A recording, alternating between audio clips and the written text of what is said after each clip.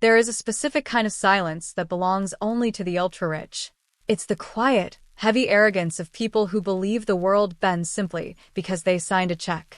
I've spent the last 10 years building a reputation as one of the most sought-after botanical architects on the East Coast, and in that time, I've learned one absolute truth. In the world of high society, aesthetics are never just about beauty. They are a weapon. And tonight, I was standing right in the crosshairs. It was exactly 2 a.m. The grand ballroom of the Vanguard estate was cool, cavernous, and perfectly still. My crew and I had just placed the final stem on a $500,000 floral installation for the Vanguard Sterling wedding. We were talking about massive, towering walls of rare ghost orchids, cascading midnight roses, and imported silk vines that took 6 months to cultivate in a specialized climate. It was flawless. A living, breathing masterpiece that transformed a sterile marble hall into an absolute cathedral of life. I was quietly wiping the dirt from my hands, ready to dismiss my exhausted crew, when the heavy oak doors swung open. Isabella Hayes walked in. Isabella was the kind of elite event planner who wore her cruelty like a designer label. She didn't build things. She squeezed the life out of the people who did, taking the credit and the cash. For months, she had subtly undermined me. The little comments about how she was surprised my firm could handle something so sophisticated. The deliberate mispronunciation of my name in meetings with the client. It was the standard playbook of a woman who felt threatened by competence that didn't look like her. But tonight, the passive aggression had graduated to outright robbery. She stopped in front of the main altar, picked a perfectly pristine ghost orchid, and crushed it between her manicured fingers. "This is unacceptable, Latoya," she said, her voice echoing in the empty ballroom. She didn't look at me. She just dropped the bruised petals onto the floor. "I asked for a masterpiece. You've given me wilted trash." I stood 10 feet away, perfectly still. My crew tensed behind me, ready to defend our grueling 72 hours of non-stop labor. I raised a single hand, signaling them to stay quiet and hold their ground. The Vanguard family had already transferred the massive wedding funds to Isabella's agency. My contract stipulated a 50% upfront deposit, which I had used entirely to source the rare blooms, and the final 50% upon completion. That final payment was a massive sum, a life-changing amount of capital for an independent firm like mine. Isabella's eyes, cold and calculating, gave away her entire playbook. She assumed because I was a black woman running a boutique firm, I didn't have the legal teeth or the financial stamina to fight her. "Pack up your tools," Isabella ordered, crossing her arms. The condescension in her tone was thick, designed to make me feel small, to remind me of my place in her world. "You're fired, and you can forget about the rest of your invoice." She expected a reaction. She wanted the stereotype. She wanted me to raise my voice, to beg, to cry, or to start a screaming match so she could feel justified in calling the guards. I just looked at her, my face completely unreadable. Her arrogance was a blinding light, keeping her from seeing the trap she had just walked into. "Understood," I said, my voice smooth, quiet, and completely devoid of panic. Isabella smirked, turning her back on me to sip her champagne, thinking she had just kicked me to the curb without a dime. She thought she had won. But as I turned to gather my things, I couldn't help but pity her. She was entirely unaware of the small, sleeping monster hiding in Section 4, Paragraph B of the contract she had signed 6 months ago. And that monster was about to wake up.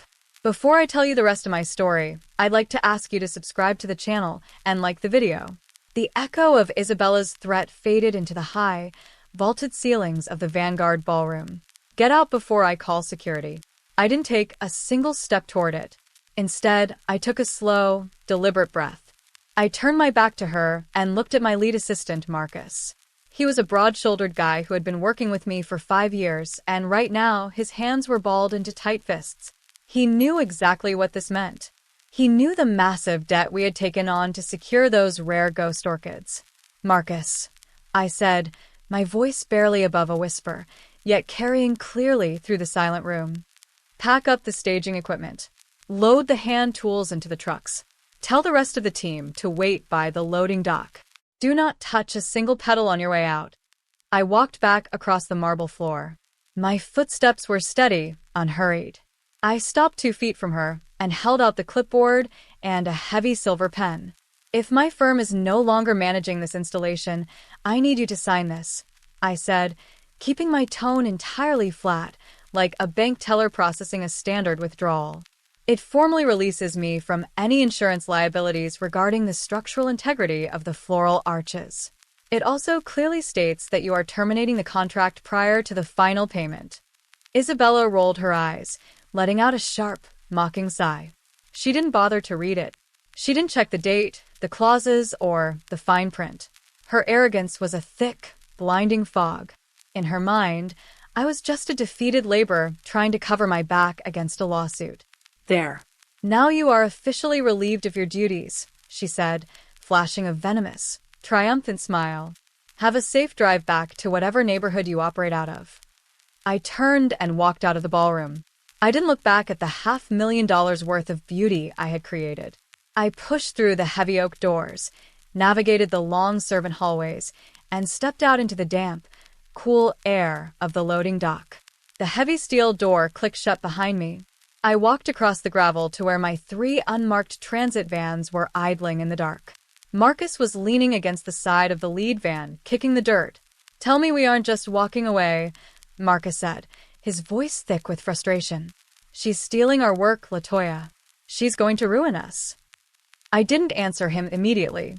I climbed into the driver's seat, turned on the overhead cabin light, and opened the glove box. I pulled out the thick, bound copy of the original master contract the Vanguard family and Isabella's agency had signed 6 months ago. I flipped past the design specifications, past the insurance riders, and stopped directly at Section 4, Paragraph B. I ran my finger over the bolded text. Until the final invoice is settled in full, all botanical materials, structural installations, and physical assets remain the exclusive, non-transferable property of the architect. The architect retains the absolute legal right to repossess said property immediately upon any breach of payment terms. I looked up through the windshield at the massive, illuminated windows of the Vanguard estate. Isabella was probably heading back to her luxury hotel suite right now, ready to slip into a silk robe and sleep peacefully. But she had just signed a document confirming a breach of contract. And it was exactly 3 a.m. The game hadn't ended. It had just begun. The gravel of the private service road crunched under the heavy tires of my 3 unmarked transit vans. It was exactly 3:15 a.m. The air was sharp and biting, the kind of deep night chill that keeps the world perfectly quiet. We didn't make it past the secondary service gates. 2 private security contractors stepped out from the guardhouse, their high-lumen flashlights slicing through the dark and blinding my windshield. I put the van in park and stepped out into the freezing air, holding my leather portfolio. Property is on lockdown. The lead guard barked, keeping his flashlight aimed directly at my face. The event planner, Ms. Hayes, gave strict orders. No contractors in or out until the catering crew arrives at 6. Turn the vehicles around. I'm not here to deliver, I said, my voice cutting through the night air with absolute calm. I'm here to repossess my property. I wanted him to call Isabella. I knew exactly what would happen. She was asleep in her 5-star suite. Her phone undoubtedly switched to Do Not Disturb so she could get her beauty rest before her big, unearned victory lap in the morning. She wasn't going to answer. And as for the police, I prefer them involved. Call the precinct, I told him, stepping closer, so the flashlight glared off the metal clip of my portfolio. In fact, ask for Deputy Miller. He handles the municipal permits for heavy transport in this zip code. He knows my firm. The guard hesitated, his aggressive posture faltering for a fraction of a second. He pulled his radio, called his supervisor, and within 5 minutes, a local patrol cruiser rolled up the gravel path. The officer stepped out, hand resting casually on his belt. It wasn't Miller, but it didn't matter. The law was the law, and I had it in writing.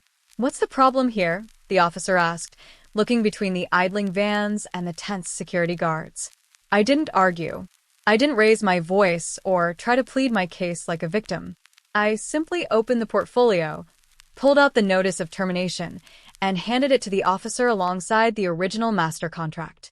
I clicked my own pen light on, illuminating the heavy ink of Isabella's rush signature and the bolded text of Section 4, Paragraph B. The event planner terminated my contract and officially refused final payment at 2:15 a.m., I stated, completely devoid of emotion. By signing this release, she legally surrendered all rights to the materials inside that ballroom. If these guards prevent me from retrieving my property, the Vanguard estate is committing grand larceny. I need access to the loading dock. The officer read the clause. Then he read the signature. He looked up at the private security guards and gave a slow, definitive nod. She's got the paperwork, boys. Let them through. Stand down. The look of utter defeat on the lead guard's face was a quiet victory, but I didn't gloat. We had a job to do. We backed the 3 vans up to the loading dock.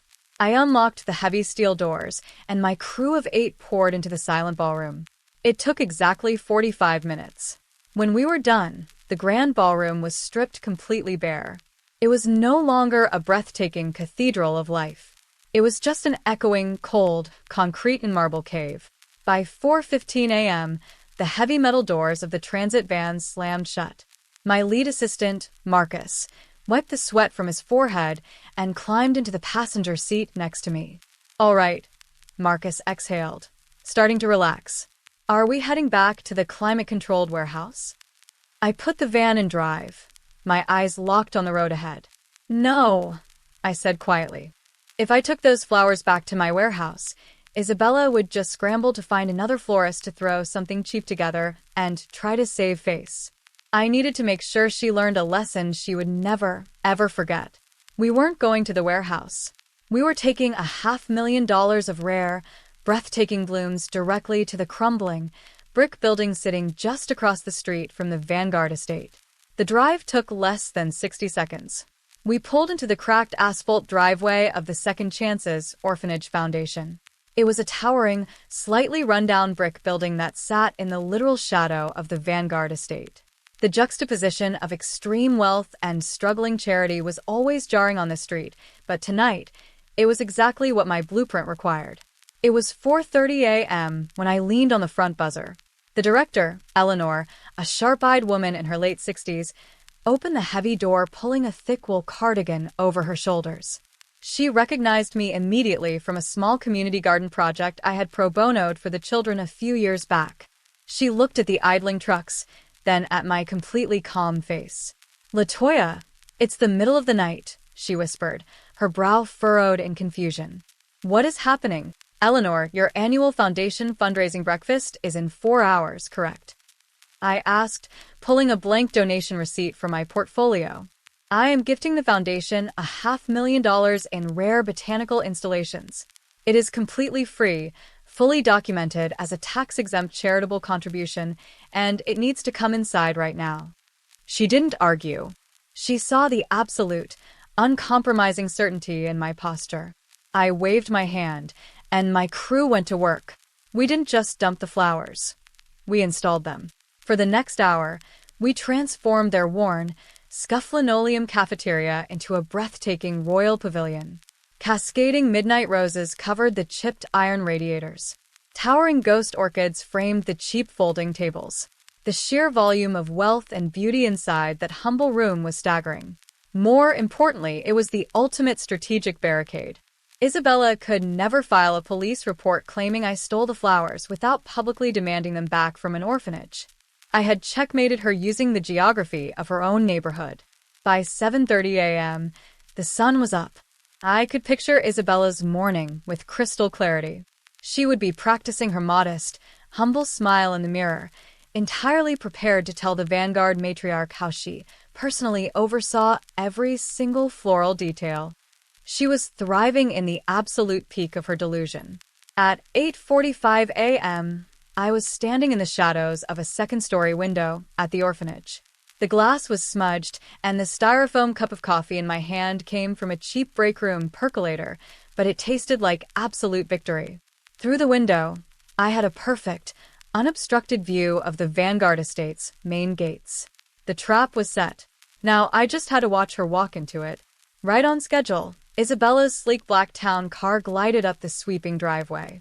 She pushed open the heavy mahogany doors, expecting to inhale the scent of thousands of rare blooms. She expected to walk into a fragrant, breathtaking indoor Eden that would cement her legacy in high society forever. She had no idea she was stepping into a cold, barren, echoing concrete tomb. The bride's limousine was exactly 60 minutes away. Isabella's entire empire was built on a foundation of sand, and the tide was about to rush in. I didn't need to be inside the grand ballroom to hear the scream.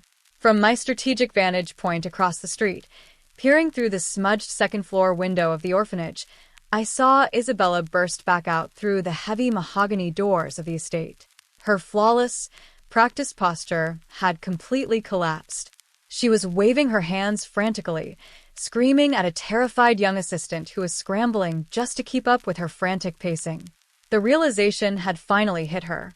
The magnificent cathedral of botanical architecture she had planned to claim as her own brilliance was gone, replaced by a cold, echoing concrete cave. I watched her desperation unfold with clinical, unfeeling detachment. Within 30 minutes, a chaotic parade of delivery vans from local supermarkets and cheap corner florists began pulling up to the estate. It was a pathetic, almost comical display. Panicked assistants sprinted up the marble steps carrying plastic buckets of dyed pink carnations, generic baby's breath, and wilting yellow daisies. Then, the real heavyweights arrived. A coordinated fleet of black SUVs glided up the sweeping driveway. The Vanguard family was here. I watched the bride, Victoria, step out of the lead vehicle, looking like absolute royalty in a silk morning coat. I set my styrofoam coffee cup down on the windowsill. The board was perfectly set. It was time to make my final move. I crossed the wide, sunlit boulevard, my heavy leather portfolio tucked securely under my arm. I didn't rush. By the time I reached the entrance of the grand ballroom, the explosion had already occurred. The sharp echo of Victoria Vanguard's sobbing filled the cavernous hall. The room looked absolutely tragic. It was the botanist, Latoya. Isabella cried out, her voice cracking as she pointed a shaking finger at the empty walls. She's a criminal, a complete fraud. She broke in last night with a crew of thugs and robbed us. She stole everything from you. The patriarch of the Vanguard family, a towering, intimidating man who clearly did not tolerate failure or excuses, took a terrifying step toward her. But before he could even raise his voice, a bridesmaid standing next to Victoria gasped out loud, staring wide-eyed at her phone screen. The morning news cycle moves fast, especially when there's an uplifting human interest story in a wealthy zip code. The pictures of the orphanage children eating their morning oatmeal, completely surrounded by the most breathtaking, rare ghost orchids in the state, had gone massively viral overnight. The headline was flashing across local feeds, "A $500,000 floral miracle for Second Chance's orphanage." "She didn't rob you, Isabella," I said. My voice was completely calm, a low, steady frequency cutting effortlessly through the hysteria in the room. Every single head in the ballroom snapped toward the entrance. Isabella's eyes widened in absolute, paralyzing terror. "Your event planner officially terminated my contract at 2:15 a.m. this morning and explicitly refused in writing to release my final payment," I stated firmly, placing the heavily inked notice of termination directly into the billionaire's hands. Per Section 4, Paragraph B of our master agreement, which you'll find attached right behind that page, all botanical materials remained my exclusive legal property. Isabella's face turned the sickening color of wet ash.